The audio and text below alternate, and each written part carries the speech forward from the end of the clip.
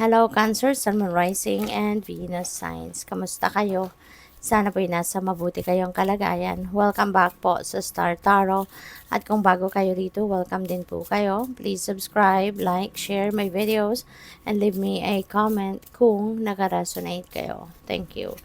So, first card ni Cancer, we have Death, Immortality, Other World, ayan. So, yung Death energy, Cancer, this is this is ending and beginning energy. So, this signifies na po pwedeng merong pagbabago dito, Cancer.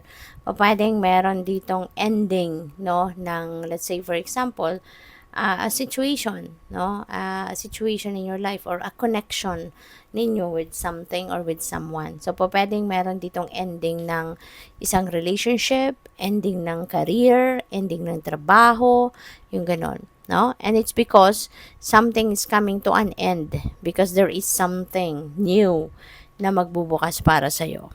No? Kumbaga, dumating na yung expiration at kailangan nang tapusin yan, kailangan nang alisin yan sa sistema mo at dahil merong papasok na bago. There is something new that is coming in your life. Okay? Kaya yun na lang ang be excited, no, to face this newness. Be excited to face this transition. Okay? So, pwedeng merong bagong tao na dadating sa buhay mo na pwedeng potential mong maging jowa, something like that. Or pwedeng merong bagong trabaho ngayon offer sa you somewhere, yung ganon. No? So, we have Phoenix. There's a rebirth, renewal, rising. So, definitely there is change. You know, rebirth.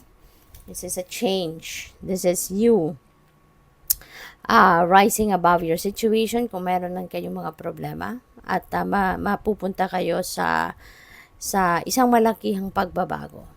Alright? Sa buhay ninyo. So, this is the time that you are going to renew yourself.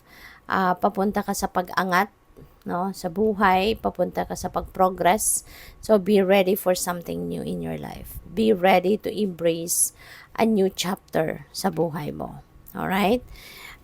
We have center. Ayan. So, ang iba sa inyo dito, you're going to focus on yourself sa ngayon. You're going to tune in sa sarili mo. Yung ganon. You will be focusing on yourself sa ngayon. Maybe this is the time na ikaw ay magre-retreat, ikaw ay magre-reflection mode, ikaw ay magdinilay-nilay, magmumuni-muni, and maybe you just want to put yourself on solitude. No? Pwedeng meron kang gustong madiskubre sa sarili mo, or pwedeng gusto mong, alam mo yun, gusto mo pang mas makilala ang sarili mo. Pwedeng ganun din yun. No? You just want to, maaring gusto mo na mag-reconnect muli, diba?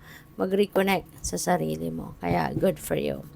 So, tignan natin kung ano pa ang mga messages ni Cancer.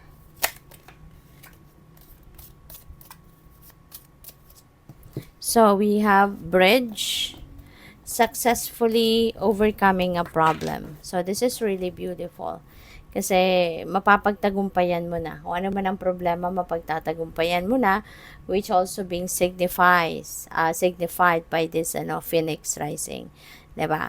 Kasi, ibig sabihin nito, kung meron kang problema, yan ay masusolusyonan mo na, mapagtatagumpayan mo na, and you will be able to surpass that. You know? Kaya magkakaroon ng renewal, magkakaroon ng rising, kasi you will be like a phoenix rising from the ashes. Kumbaga, mag-ascend ka na, no? From being down, from being in the rock bottom, at some point sa buhay mo ngayon, aangat na, no? Yung sitwasyon mo. Kumbaga, masusolve mo na yung mga problema. Now, we have door, opportunities are waiting for you. Okay? May mga opportunity na dadating sa buhay mo sa ngayon, and we don't know yet kung anong klaseng mga opportunity ito, but these are the opportunities, no, na pwedeng related dito sa death energy. Pwedeng kung ano man, no, yung mawawala sa'yo, or iiwanan mo, or tatapusin mong connection or chapter in your life, maaring ito yung kapalit. Diba? Maaring bagong tao ito na dadating sa buhay mo, papasok sa buhay mo, pwedeng bagong trabaho ito, bagong job offer, bagong career opportunity, or business opportunity. Diba?